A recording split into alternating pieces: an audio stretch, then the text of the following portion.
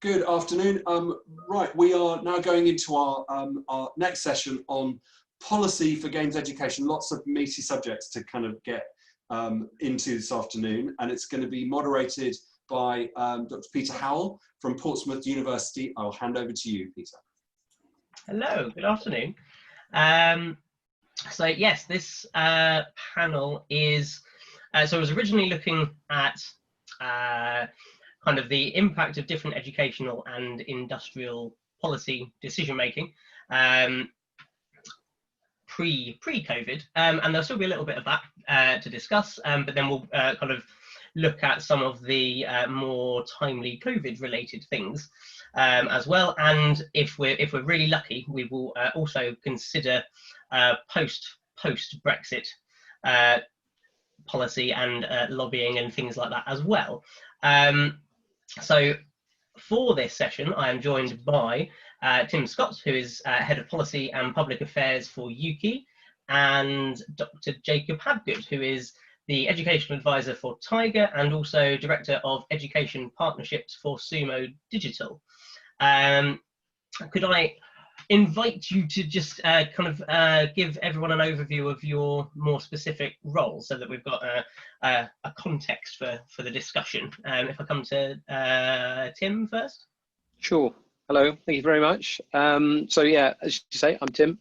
I could cover all of policy and public affairs for Ukie, which recently has mainly been dominated by I suppose the negative side of stuff, so looking at issues surrounding addiction and gambling and loot boxes and all of that side of stuff, representing I suppose the industry's perspective back to government. So as a former civil servant in this sort of area, it's nice to have the boot on the other foot, I guess, and be the other side of the table for a while.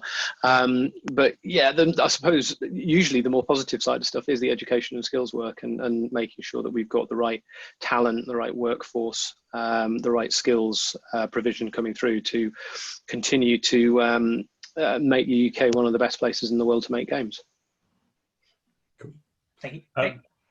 So yeah, hi, I'm Jake Habgood. As you say, I work for Sumo Digital, but my educational link with TIGA goes back to my previous role as a games academic at Sheffield Hallam University. I think it's really important to stress from the outset that, unlike Tim, I don't speak for TIGA on any policy issues. My TIGA role is specifically on education, and I think, it's much more practical in terms of the assistance that I give to helping to run the accreditation scheme. So this is a role I've taken over this year from Mark Isles, who set up the scheme alongside Richard Wilson in 2015. But I've been on accreditation panels for most of that time, so it's something I can talk about in some detail. Lovely, thank you. So I thought we would start with something not COVID related, just for a breather from that maybe, and talk about, so last year, obviously the government released the online harms white paper. Last week, the age appropriate design code came into force, and Tim, as you already pointed out, kind of part of your a lot of your discussions recently have been around things like addiction and loot boxes and that type of kind of industry issue. From an educational perspective, how do you each consider that things like codes of practice or considerations around sort of ethical game design should be filtered down into teaching? Jake. So I suppose from my perspective, TIGA accreditation isn't particularly prescriptive. It's not about telling courses exactly what they should be teaching on them. But I would say that, we are all the time encouraging unis to find ways to sort of expose students to the contemporary debates around this kind of thing. And, I know from my own practical experience as an academic, that's not always easy. You are trying in 3 years to deliver an awful lot of technical content. And it can be very hard to find the time and space to discuss some of these issues as well. It's a bit easier on sort of 4-year degree programs, I've found. But I think, the space for this is all around project briefs. So, most degree programs now will have some sort of group game development project. And I think that provides an ideal opportunity to sort of set briefs that get students to engage with, age appropriate content and what can and can't be done in terms of these policies. I think so. Going right the way back, I studied philosophy at university, and it kind of, when I think of it in this sort of context, it always brings me back to that, which is effectively what we're talking about to a large extent is a question around morals and ethics, I guess, to an extent, and just being slightly more cognizant of, I suppose, the sort of indirect consequences and the sort of the wider impact and effects of what you're ultimately aiming to produce and achieve, instilling that into students' thinking, and not even at a university degree course, like, going right the way back into almost into sort of primary school. That sort of idea that everything will have a consequence, and the best intentions versus the unknown consequences type thing. There's something almost philosophical about it that could be sort of instilled at an earlier stage. That could then be reflected in principles such as age-appropriate design or general online harms type work. So I wonder if that could be embedded alongside kind of the existing more technically focused teaching, perhaps, or in some of the group type projects that you mentioned, Jake, which indeed most, if not all games courses should have on them. But then that does kind of raise issues maybe around other curriculum content being squeezed out, because there's only so much time. I think that's come up a few times. So there's only so much time particularly in a 3-year program, even in a 4-year program, to cover all of the really kind of key employability skills and technical skills that maybe sometimes these more kind of social or ethical industrial awareness topics might get forgotten, perhaps. I mean, I've seen a few different courses that I have been either kind of external examining or discussing with other people that are starting to embed things like the psychology of game design into some of their design teaching, which naturally covers things like loot boxes, for example, and other kind of addictive mechanisms. Do you think that, how would you rate the kind of the relative importance of that type of teaching, or that type of content, against the more technical skills, developmental skills? I think it all depends on the where that course is trying to take a student to. So if it is a very strongly technical focused course, then whilst it's it's a fantastic thing to have to be able to engage students in this debate, if it's a choice between that and knowing the latest C++ standards, or it's a difficult choice. It's going to affect their employability in a way that not engaging with this wouldn't, per se. But I think there are other places you can put this kind of material. So lots of courses these days are also accredited by the British Computing Society, and the British Computing Society will often sort of have content which is professionally focused as part of it. So I think you can often find an overlap between the sort of professional expectations of the games industry and the professional expectations of the computing industry in general, and sort of merge those kind of bits of content and find space for it there.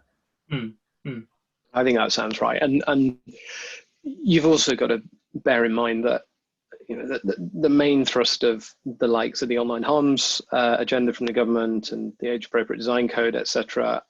It's to a large part about business compliance. So age appropriate design is fundamentally about your product or your service, your business product, being compliant with GDPR with the child in mind. Now, I don't think, to the vast majority of students going through a university course like learning game design that's going to be their primary concern, and nor should they be, you know, first and foremost thinking exactly about that. And it is more about that kind of being cognizant of these things rather than sort of embedding it, as Jake says. You can risk skewing it all into the favor of safety, and then produce a generation of people who can't actually make games in the first place. So it all becomes a bit, you know, a moot point. Perhaps then it sits better alongside the more entrepreneurial or business-focused modules, or enterprise courses, that sort of thing. Well, certainly when you're thinking about, as you say, that entrepreneurialism. I mean, this is about some of the bigger concerns, I guess, in policy at the moment do tend to sort of gravitate around monetization, which you would have thought would sit more naturally around that entrepreneurial bent than it would around the actual core, you know, content of the game. You know, what's the creativity around that game? I mean, I think, you know, there are courses that take a different slant, that will take a more entrepreneurial slant. And for those kind of courses, you know, as you say, you know, understanding GDPR, if you're going to release products aimed at kids, then, you know, you need to understand that in order to comply. So that would be a really important part of what they did. So to some extent, it's about sort of getting that content into the right kind of courses. And I think, you know, flagging up to students the destinations that these courses will take them to. So, you know, TIGA accreditation really values entrepreneurial skills, and you find that will feed directly into the metrics that we measure. So, you know, we're really interested in the destinations of students coming out of degree programs, and if there is the support there to provide them with the ability to set up their own companies, then that's absolutely fantastic, and, you know, it's something we would directly measure, and that would seem like the appropriate place to include it.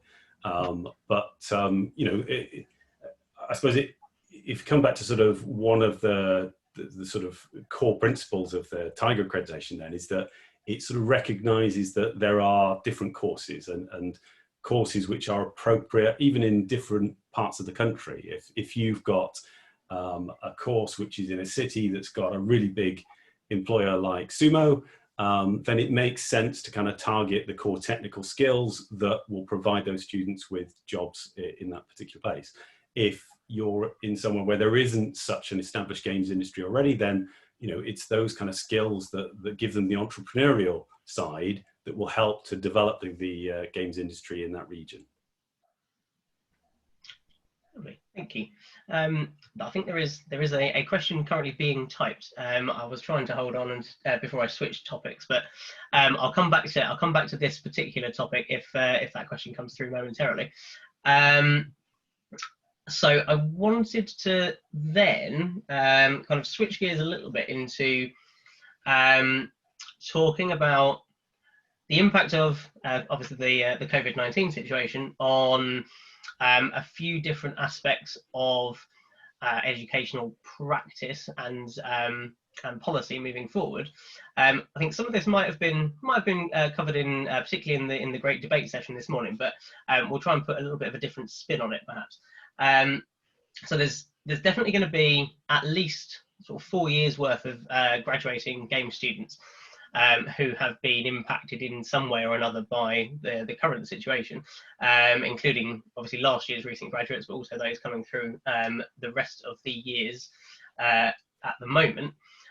Some of those impacts are going to be obviously quite short term, the things that educators are facing kind of immediately. So like, how do we deliver certain types of material remotely? How do we balance having some students on campus to do specific activities, things like that, but also having graduates that are potentially going to be graduating with different skills profiles to previous graduating cohorts. With those two kind of main things in mind, what do you each think some of the main kind of challenges, but also opportunities potentially might be moving forward? Tim, do you want to go first? Yeah, I mean, you kind of summed it up in the question, I suppose, that there's a fundamentally different way of studying and there's a fundamentally different way of working. I mean, the games industry have been remarkably resilient through the COVID-19 situation, particularly when compared to the other creative industries and screen industries, which more or less came to a dead stop, the industry switched to working remotely, working from home, and managed to a large extent to maintain that productivity and you know, keep the lights on. However, that we saw certainly at Ukie when we were doing our kind of industry sort of sentiment analysis, I guess, and you know, how are people feeling about COVID? What we found was that projects that were underway were more or less okay, but it was the new ones that were severely suffering. There was going to be delays to those, and the mere fact that creative groups could not be together, you know, that water cooler moment or whatever you want to call it, was going to have an impact in production schedules, but also in the final product of the game. Apply that to university, apply that to groups of people getting together, you know, away from the parents for the first time and really, you know, learning the ropes and cutting the teeth on all of this sort of stuff, and having to sort of cope with that in a remote way is going to have a far more significant impact. I mean, we talked on our pre-call about, like, years ago when I was at university, and I lived with, as a philosophy student, lived with engineers and scientists, you know, and just that kind of cross-curricular exposure rounded your experience of being at university. So how that's going to convert for the future industry, you know, the students of today, we don't know yet, but I think it will probably have some profound effect on it. Yeah, I totally agree with that. I mean, in my previous panel, I was talking to sort of former students from the Stillmanian studio, and, you know, a lot of those projects were very much about being in the room. They were very much about, you know, having a feel for a shared endeavor, and being able to invest in something that you felt, you know, everybody was buying into. And it's much harder to get that kind of feeling when you're working online, particularly with people that you haven't met before. So I think we are likely to see student projects not get as far as they used to. And I think, you know, that's something that I guess the industry is going to have to take into account when they're looking at portfolios in future years. But, you know, maybe there's opportunities there. Maybe there's ways in which the games industry can kind of engage with those processes and help those students to, you know, to stick to their projects and to get more out of it. I think, you know, there is a concern, a big concern for me around the sort of some of the solutions that universities are, you know, heading for in terms of making themselves COVID-proof in the future, or lockdown-proof, and the move to sort of cloud is sort of further distancing students then from the kind of hardware. It was really good to hear early on that Hallam was still using the PlayStation dev kits and being able to do that remotely. So that was really awesome.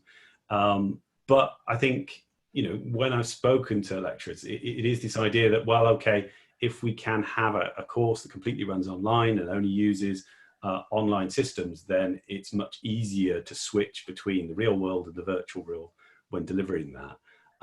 But, you know, where does that leave an understanding of hardware in an industry which is still, for the moment, you know, very much based on hardware? So I worry about those. I think, you know, it is an opportunity for the games industry. It is very easy to task switch.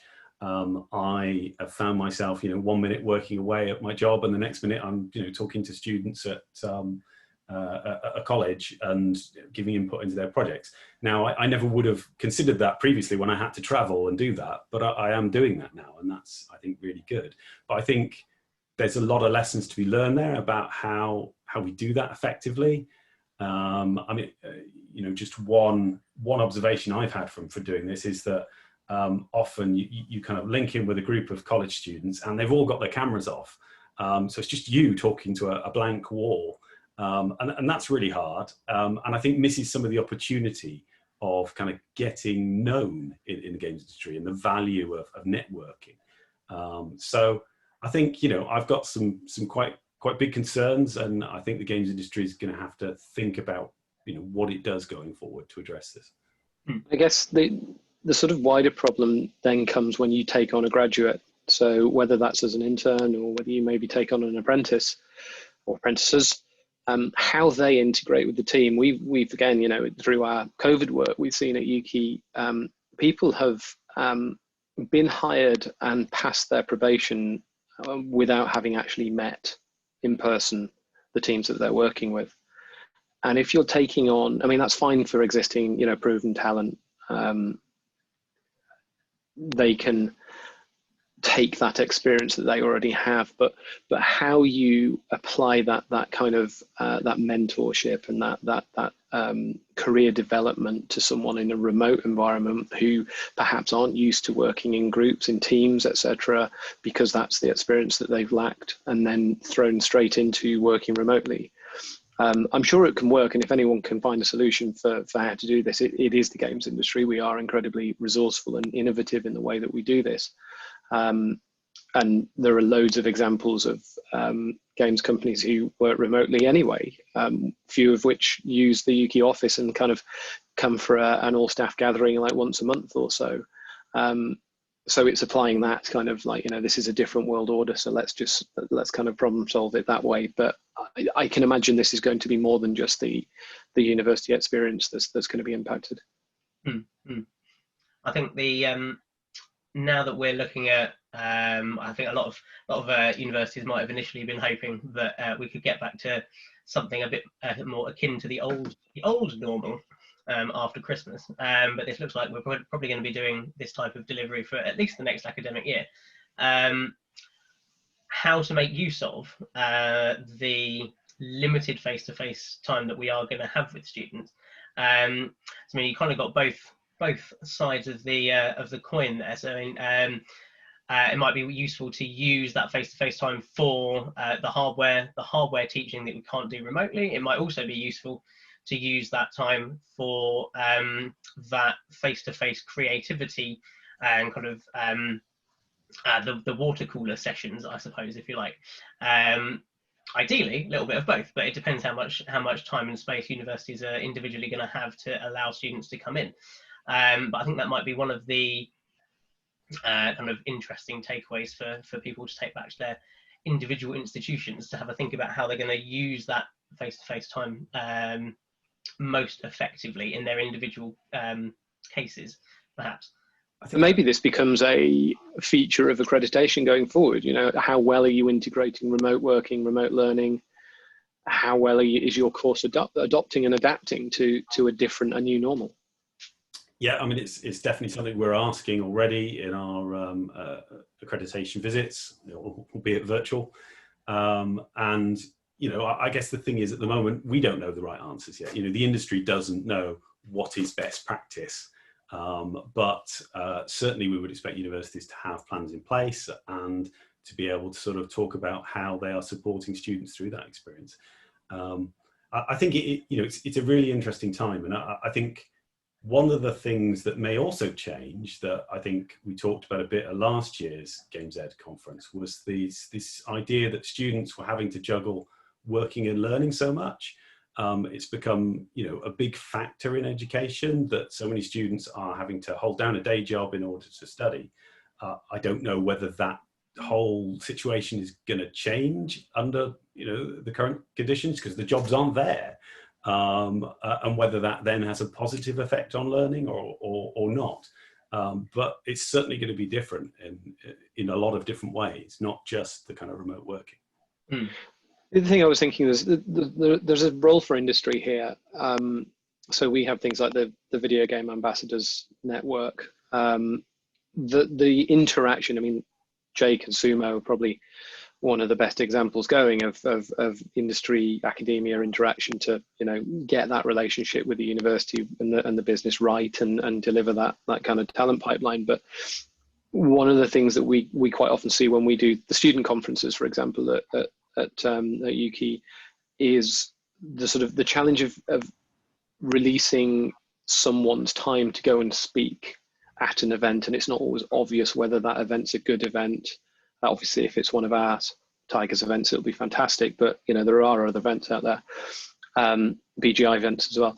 But yeah, so there's that sort of like, do I release my developers' time you know, for half a day to travel across to X place to give a talk to Y people. I don't know what the return is for me, et cetera, et cetera. And I guess with the advent of doing things online, like this conference here today, that becomes a lot easier to do. It becomes 45 minutes of your day rather than, you know, all the travel time and all that sort of jazz. So perhaps a positive out of this is that the industry can make more of an effort to engage with the university students, you know, and deliver this kind of direct engagement through the course, which might fill in some of the gaps, I guess.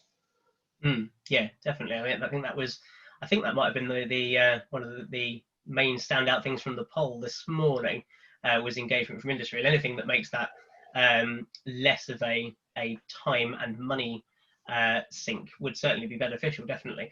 And being able to embed external speakers and things like that more easily into course delivery would be excellent, I think, across the board. So that's definitely a good thing that has come out of this this lovely situation. Okay, so that's kind of looking at our sort of current situation, current challenges. The last thing that I thought would be useful to discuss is looking a little bit further ahead, and certainly possibly in simpler, calmer times. Brexit probably would have taken up most of this panel anyway, but let's get to it now. Moving forward, obviously, from the pandemic and into the post-transition period landscape, whatever that is going to look like, whether we have a deal or not. Homegrown talent is obviously going to be very important, but so is maintaining access to high quality international talent as well. To start with, what role do schemes like the TIGA accreditation scheme,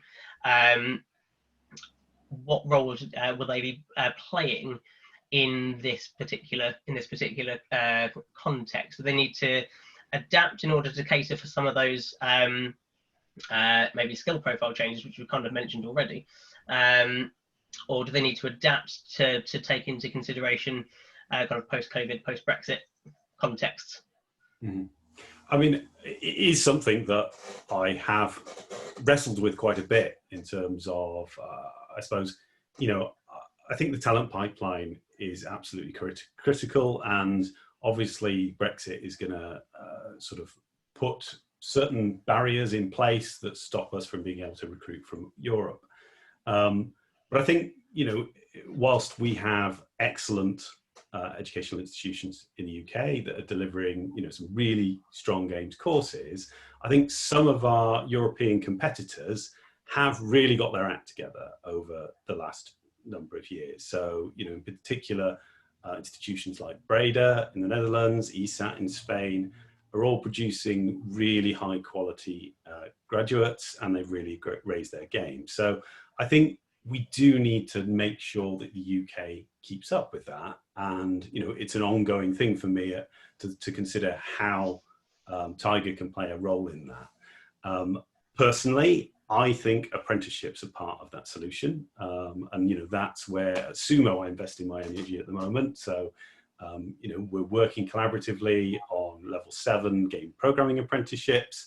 And I think there's definitely the potential there for being able to bring in sort of more diverse talent, but also tap into additional talent pipelines from, you know, physics courses, maths courses, other degree programs, not instead of, but as well as the talent pipeline that we have in place at the moment. Tim, did you want to add anything onto that?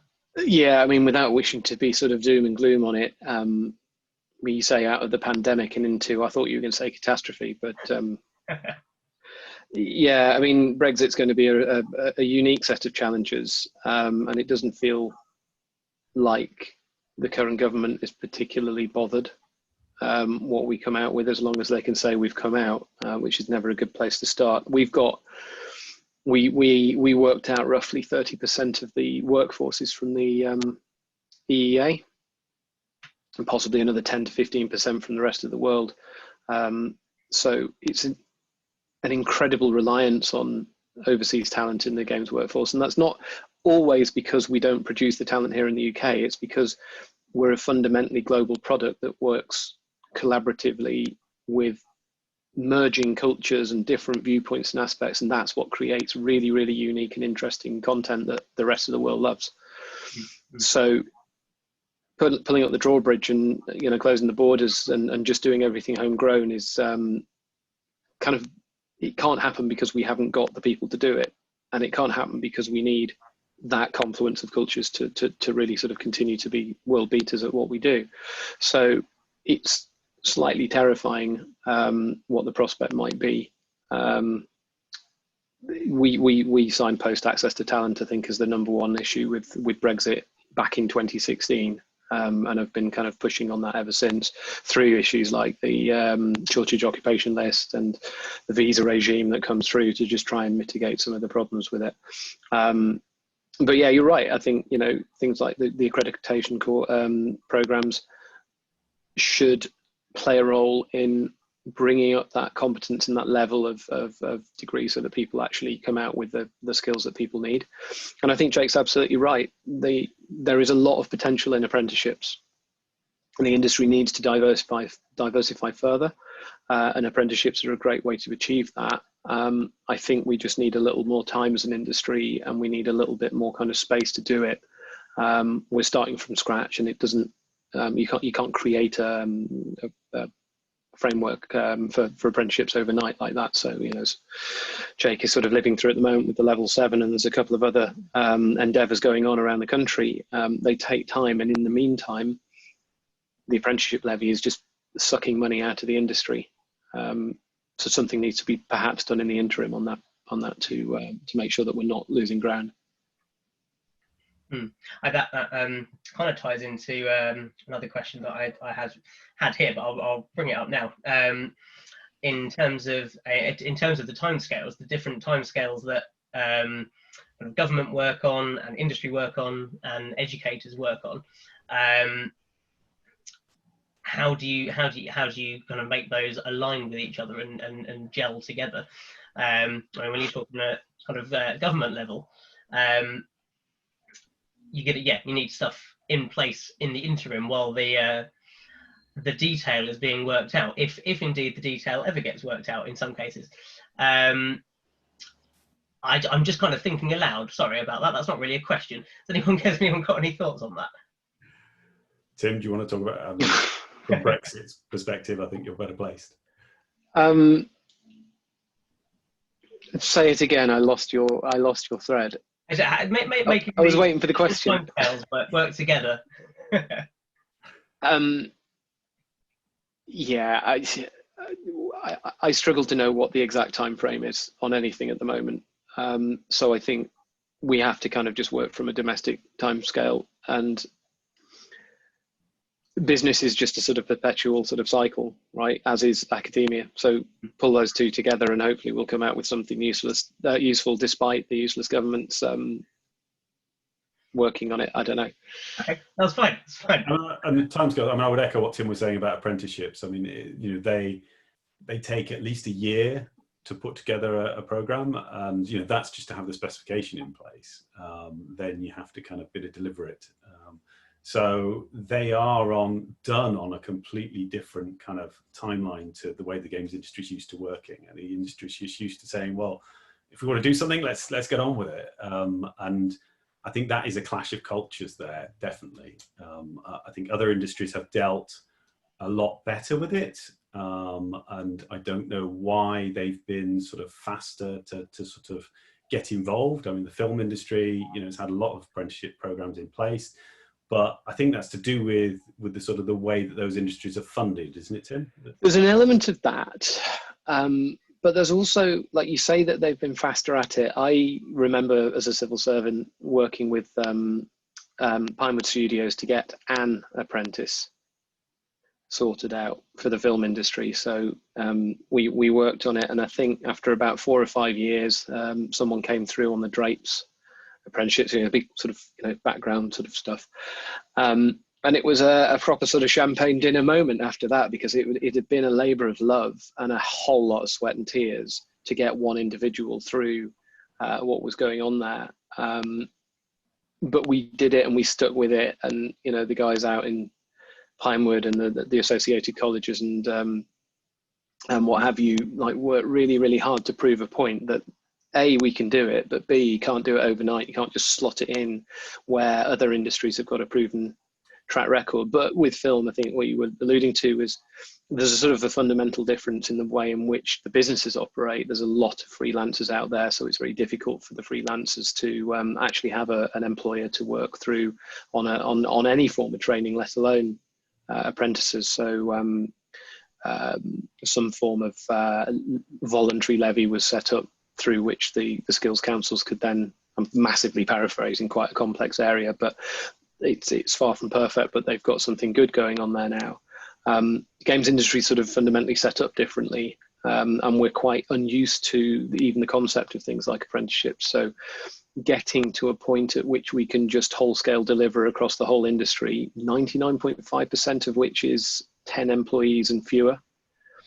You know, it's a big job. It's not going to happen overnight, but there is a lot of potential there.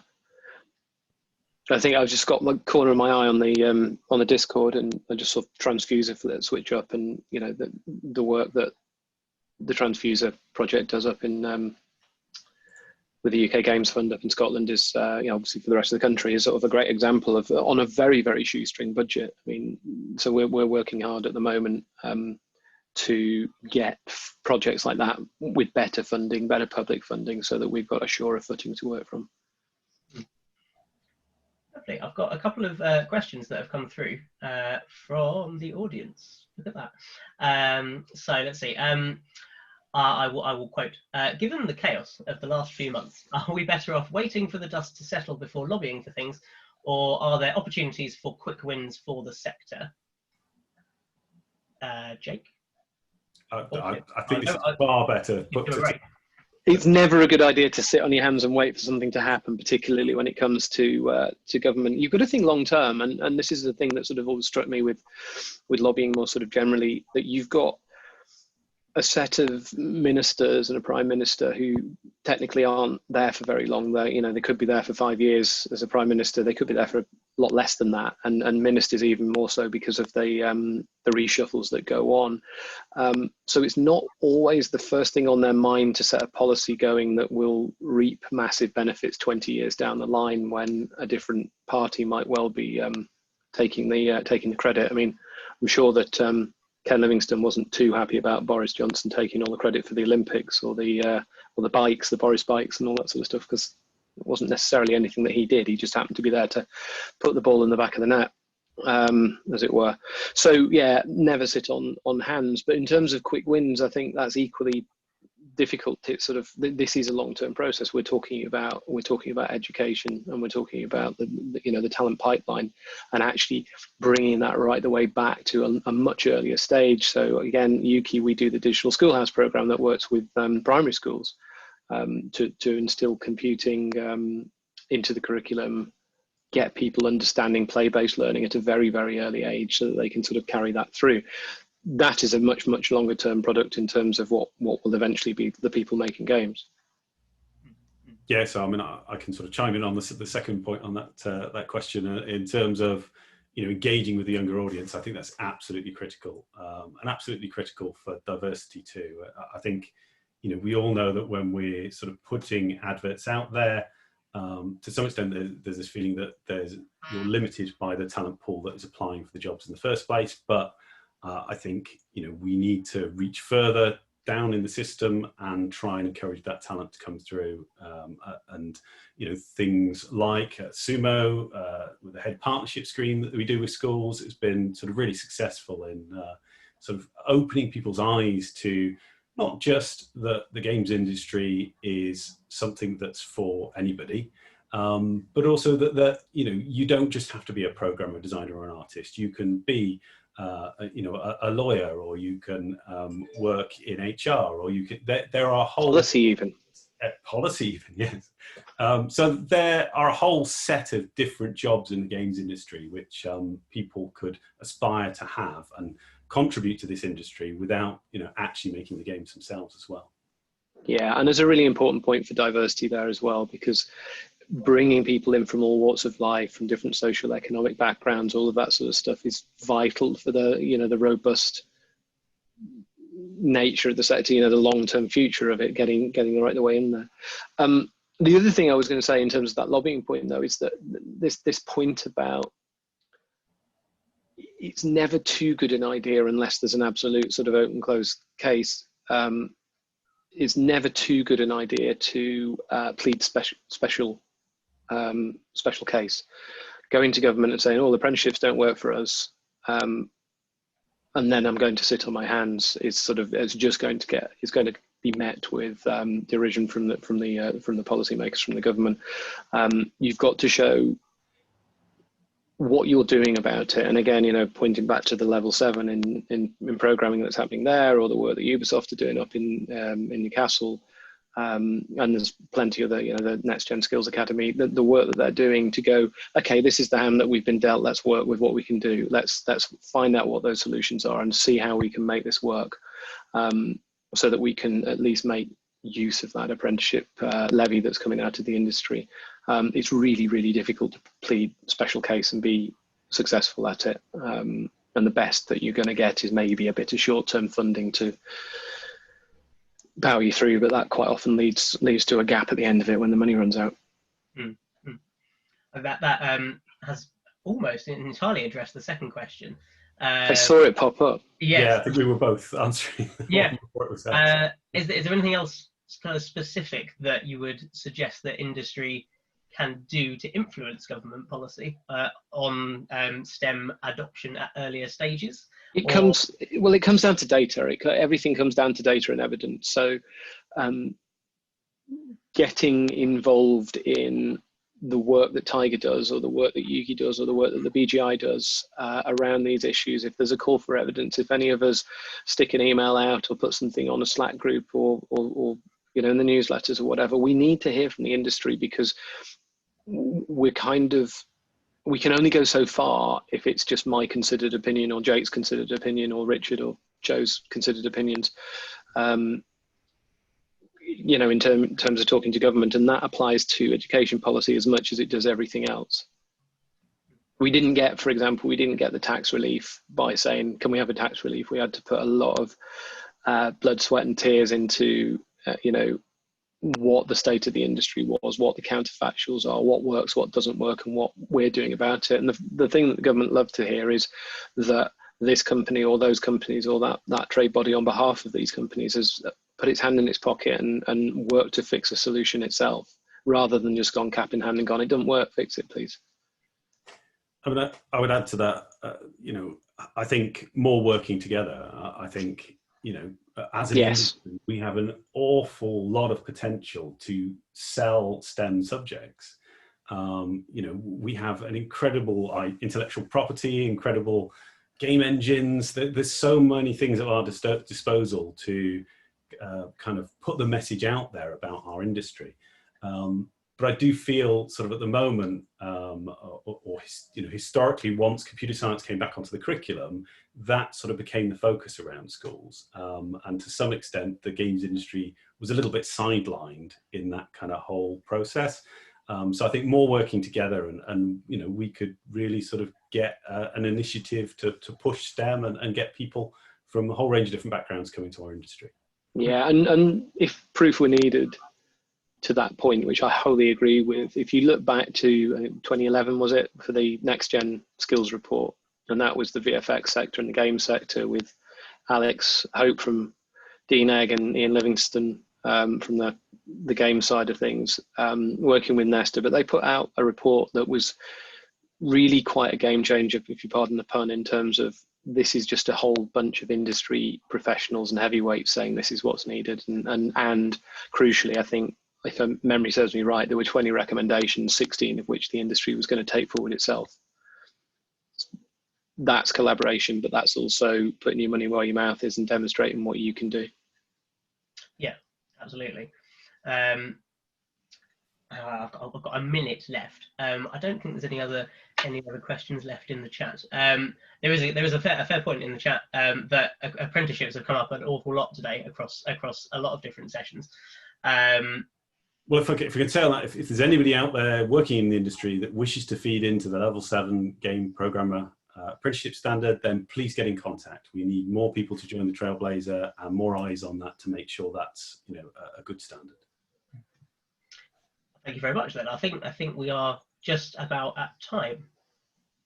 We are. Thank you very much for a fascinating session, some sort of realpolitik of how to talk to government, and some, yeah, really interesting discussion. So thanks so much. We're going to have a 10-minute break before we come back to hear from some of the pathfinders, some of the most groundbreaking projects and how they've been working during the pandemic. So we'll see you again in 10 minutes. Thanks again to our panelists. Thank you. Thank you.